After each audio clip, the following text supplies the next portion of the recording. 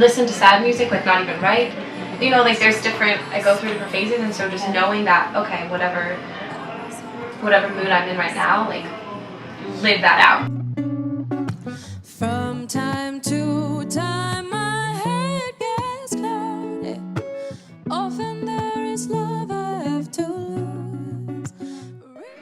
It's just like an actor in a way, because you know you have a character, a role, and you know, let's say that it's, you know, it's someone who lost something, like you're talking about loss. Yeah. Okay, let's say you lost someone. You have to kind of go back to that place to play that character every time. If it's not, I guess for singing is different because it's we're writing it from our experiences, and sometimes fiction is not always from our own lives. But the mood is real. Like, but the mood is real. That, you know. Yeah. High profile actors or parts or roles on Broadway that are like tragedies or like very intense characters that you have to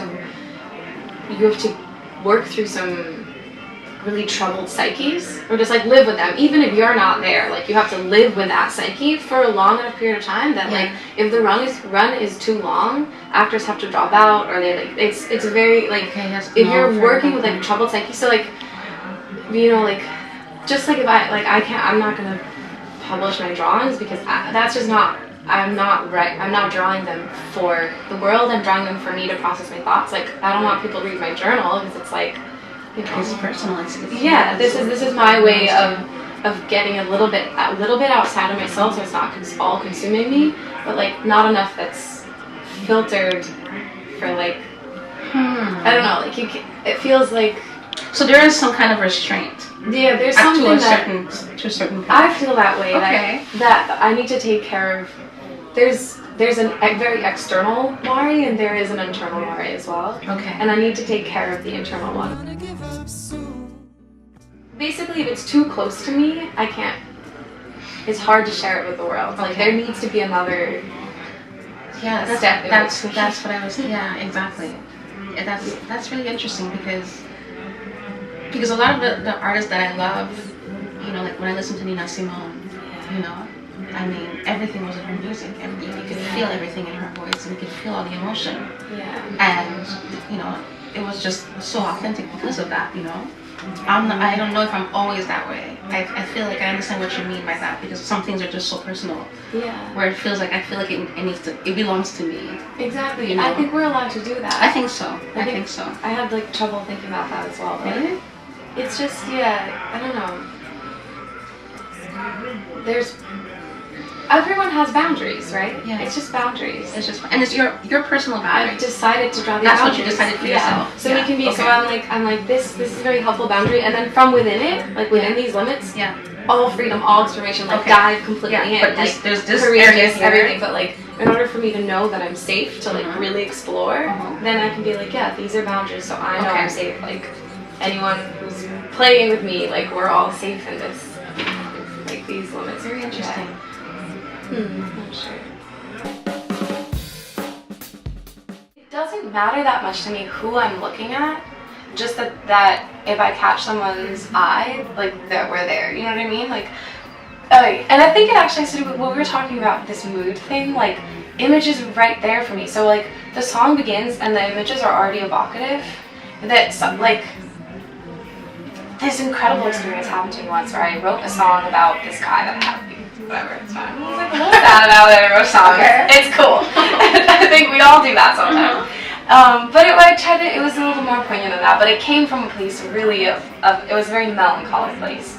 And it was like, nostalgia is always there, you know, it's like one thing I can count on. Like, even if he'll disappear, I'm no longer upset about him. Like, it's cool that, like, but the nostalgia it's always there. I feel like nostalgia is always there. Yeah. So just like singing, like writing to that nostalgia, and like that song, I just feel like it's so like, it's so like. So you relive it whenever you sing. Yeah, just nostalgic and whatever it feels nostalgic moment, and I was like, we had it. This is a song. We had a performance. Smoking Sugar. This isn't no longer the Slipper Room. I'm so about tangents. I'm sorry. You what? I do tangents all over the place, but it's kind of speaks. I think it answers the question better. Yeah. So Smoking Sugar was going to play at the bitter end, and we were rehearsing some new pieces, and we kind of like decided to do this song Morning Star as well. we probably haven't played it in a little bit, but it's like a song we knew really well, and we were like, oh, well, New Morning Star will be great. Like, I love it.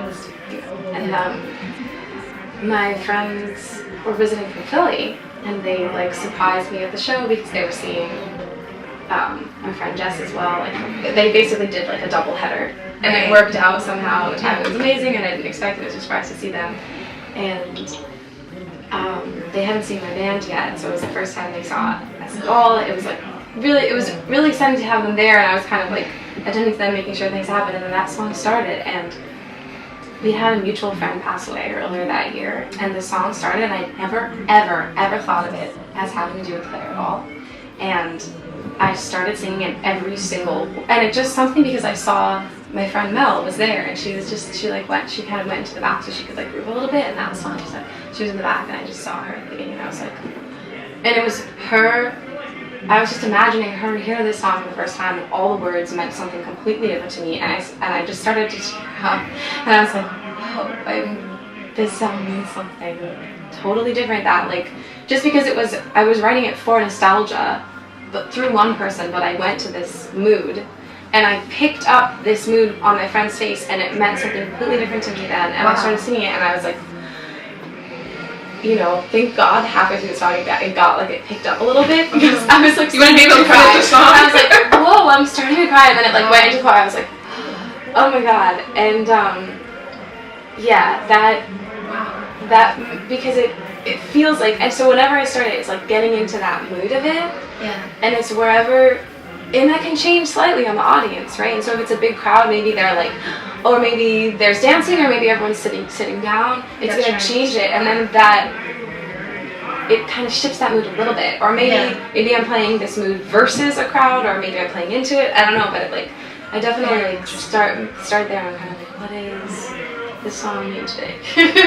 Okay. Actually, Spice Girls have to be included in it. You know what?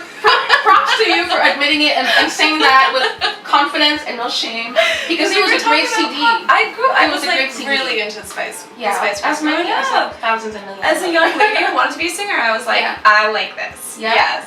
But so was that your first kind of like connection, where it's like, you know, this is something that I want to do? Or I think that was the first CD that I like got that I had for myself. So that was when I was like, I want this. I'm so excited. I want to consume this. You know, like I'm a good little consumer. I want to consume this.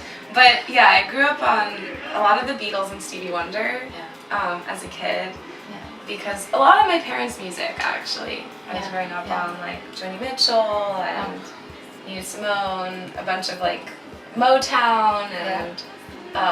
Because there's some soul, there's a lot of soul in your voice. Yeah, so that's why I was curious to know who you listen to. Yeah, exactly. It's kind of funny, like, thinking about my influences growing up, because somehow I did a fair amount of musical theater, but I didn't do that many show tunes. But I really liked jazz. Like, my dad's friend used to sing these jazz standards, and I like always loved his shows, and I would learn them, and I was like somehow just really got into jazz as thinking about it as a performer first, like building a relationship with a song and being able to like have a narrative arc within it. Like that really clicked for me within jazz, because there are these standards that have been out for like 60 years, like, or at least, you know, like that, and everyone sang them, like God Was a Child, like, oh my God, everyone's saying it. Like Autumn Leaves, okay, we all know, and everyone has their version, but we all know, like, there's a little bit of structure, again, like the boundaries to play in, like, there's a little bit of structure, we all know these chords go, like, you can go to any jazz musician and be like, like B flat, and, okay, great, here we go, and then you start, and it's gonna be different every time, and, like, everyone's allowed, and the whole point of it is, like, this is the structure, but, like, this is the medium through which you're going to play, and you're going to play totally differently than I am. Right. And that's the point of jazz, and I love it. And I was like, okay, so I get to make it like me. Your own. It's like, what a what a privilege. It feels really exciting. It's like, I can just like dive into it.